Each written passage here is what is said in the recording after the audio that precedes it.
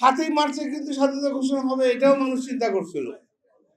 শহীদ মানে শেখ মুজিবুর রহমান 7ই মার্চে ভাষণের সময় স্বাধীনতা ঘোষণা দেবেন, এটাও তাদের মানুষ ছিল, কিন্তু হয়নি।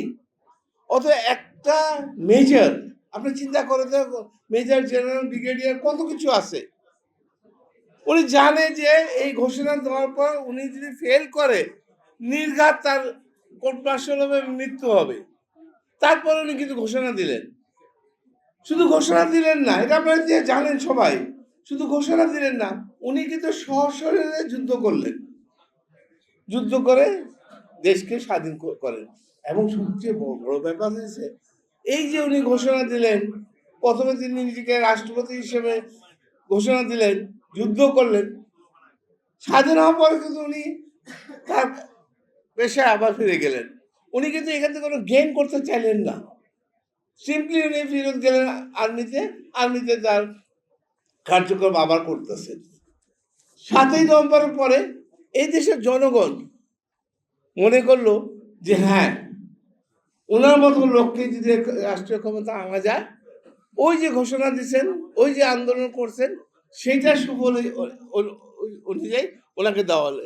কিন্তু এই 3.5 বছর উনি যে, তারপরে যে 3.5 বছর উনি ক্ষমতা ছিলেন, মাত্র 3.5 বছর এই দেশে আমল পরিবর্তন। আপনারা জানেন তার আগে দুর্ভিক্ষ ছিল দেশে, সেই দুর্ভিক্ষকে দূর করে উনি চাল রপ্তানি করছেন খাল খনন কর্মসূচির মাধ্যমে, উনি গার্মেন্টস সৃষ্টি করছেন, উনি বিদেশে ম্যান পাওয়ার করছেন।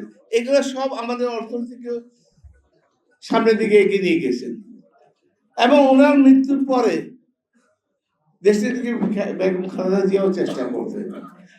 কিন্তু মাঝখানে এই যে আসলে যে লোক স্বাধীনতা ঘোষণা দিলেন, যে লোক রণাঙ্গনে যুদ্ধ করলেন, শুনেছে শেখ হাসিনা তার পদক কেড়ে নেওয়ার চিন্তা করলেন, যে পদক তার বাবাই তাকে দিয়েছেন, তার বাবাই তা ওনাকে বীর উত্তমের পদক দেওয়া হয়েছে,